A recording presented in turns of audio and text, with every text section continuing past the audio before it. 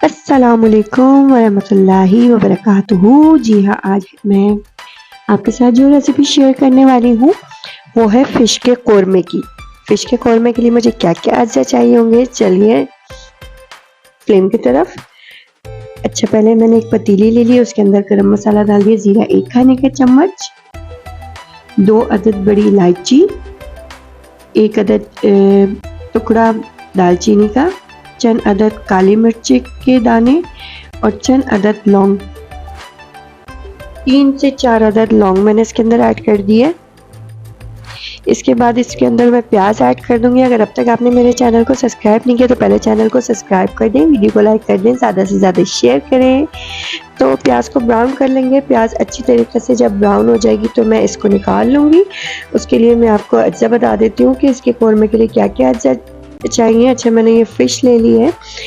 Fish ये मेरे पास 1 पाव दही ले लिया है, अदरक लहसुन का पेस्ट 2 खाने के चम्मच, गरम मसाला मैंने ले लिया 1 खाने का चम्मच, लाल मिर्चें पिसी हुई है मेरे पास 1 खाने का चम्मच, हल्दी पाउडर है 1 खाने का चम्मच, नमक हस्बे ज़रूरत और 1.5 है धनिया पाउडर मेरे पास।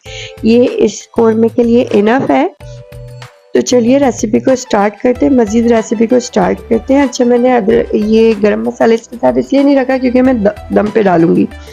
तो ठीक है, मेरी प्याज ब्राउन हो रही है। जब तक प्याज ब्राउन हो जाती है उसके बाद फिर रेसिपी को स्टार्ट करते हैं। ये मेरी प्याज ब्राउन हो चुकी थी, मैंने इसको निकाल लिया है। निकालने के बाद दही और प्याज को ग्राइंड कर लिया है। इसके अंदर मैं इस वक्त इसके अंदर में अदरक लहसुन का पेस्ट ऐड कर देंगे हम। अदरक लहसुन अच्छी तरीके से भून जाए उसके बाद मैं सारे मसाले इसके अंदर ऐड कर दूंगी।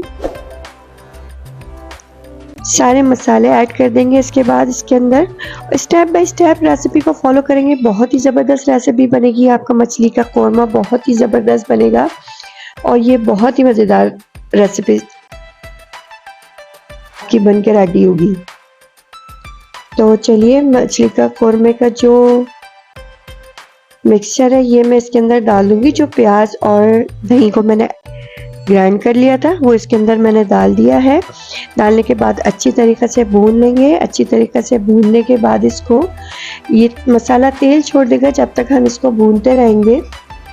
अच्छा, हमारे साथ ये होता है कि हमें वीडियो रिकॉर्ड करनी होती है तो इसलिए हम जल्दी जल्दी रेसिपी को स्किप करके बताते हैं।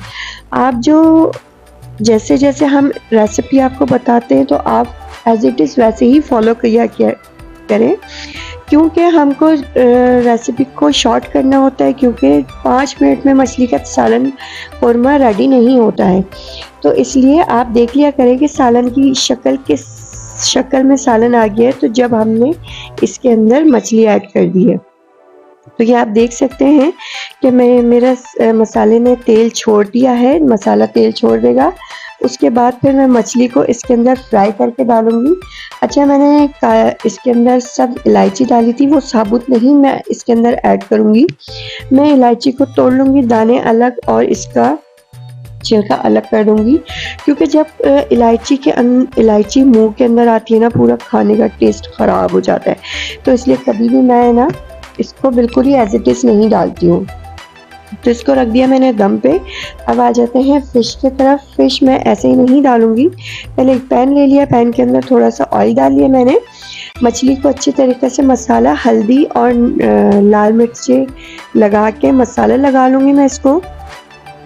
हल्दी और लाल मिर्च लगा के इसको थोड़ा मैं कलर दे दूँगी। कलर देने के बाद थोड़ा फ्राई कर लूँगी। फ्राई करने के बाद फिर इसको मैं सालन के अंदर ऐड कर दूँगी। कौरमा जो मैं रेडी किया है उसके अंदर ऐड कर दूँगी। अच्छा, पहले हम कौरमे को पका लेंगे और मछली बाद में ऐड करेंगे।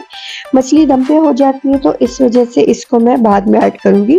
पहले अच्छी तरीके से मैंने दम की आँच पे कौरमे को रख दिया है।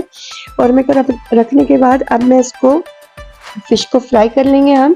फ्राई करने के बाद फिर इसको हम ग्रेवी में डाल देंगे। ग्रेवी में डालने के बाद 10 से 15 मिनट आप इसको हल्की आंच पे रख दें और ये आपका मज़ेदार फ़िश का कौरमा रेडी है।